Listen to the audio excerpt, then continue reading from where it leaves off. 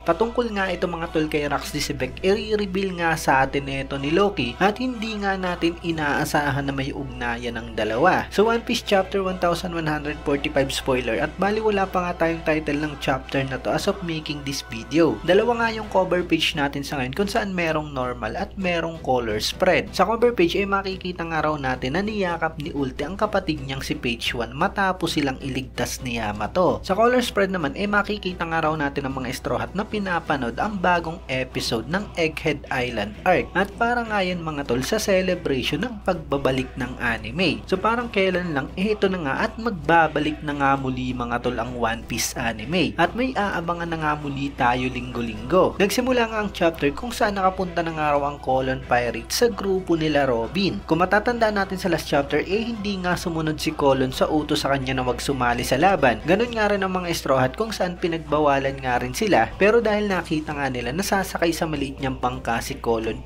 sumama nga sila, at dahil sa bangka ngayon ni Colon siya nga ang kapitan at tinawag niya nga ang crew na Colon Pirates. At ngayon tamang-tama mga tol dahil ang pinuntahan pala nila ang grupo nila Robin, kung saan tatlo nga lang si Soul Chopper at Robin na nagliligtas sa mga bata, at ngayon siguradong matutulungan nga sila ng Colon Pirates. Kat naman mga tol sa Underworld kung saan sinabi nga ni Loki ang impormasyon kay Luffy patungkol sa mga God's Knight, pero ayaw pa rin daw talagang sabihin ni Loki kay Luffy kung nasaan ba talaga si Shanks, at dahil nga raw yun sa hindi pa talaga siya napapalaya ni Luffy. At eto na nga ang matinding revelation mga tol ni Loki patungkol kay Rax Disibek. Magkakaroon nga raw tayo ng flashback kung saan na-encounter na nga raw ni Loki si Rax sa nakaraan, at nag-attempt na nga raw si Loki na sumali sa crew nito. Pero nung mga panahon nga na yun mga tol bata pa nga si Loki. Mananatili nga silhouette at hindi pa rin natin makikita si Rax Disibek sa chapter na to, at sa pagkakataon nga raw na yun mga tol talagang tumanggi ito sa request ni Loki na sumali sa crew niya. Dahil nga dyan challenge daw ni Loki si Sibek sa isang laban kung saan talagang malala nga raw ang kinatunghayan nito, na ang meaning nga sigurado mga tol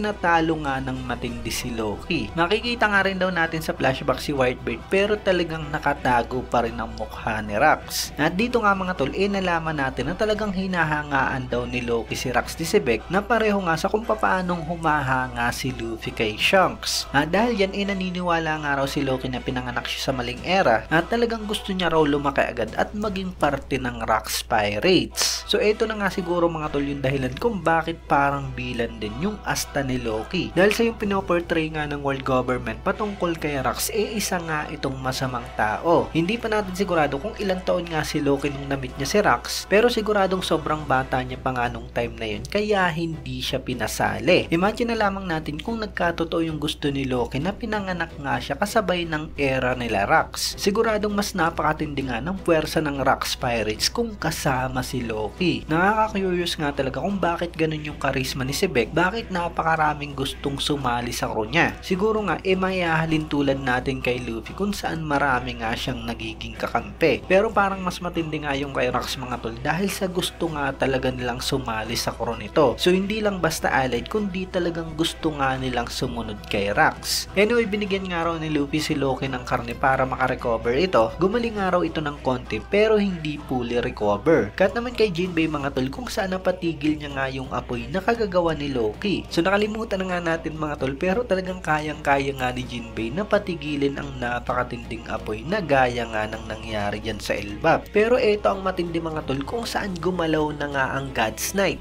Bigla na nga lang daw nagpakita si Gunko sa Starship.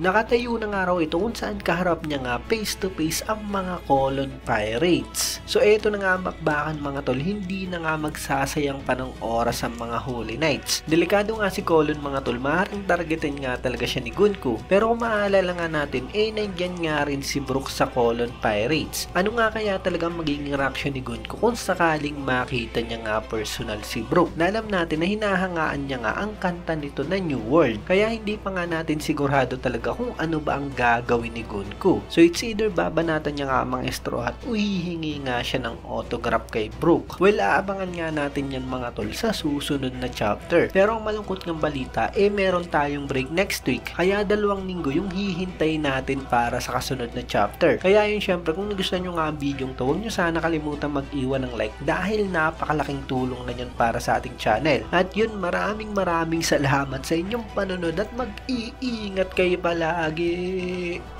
Bagang!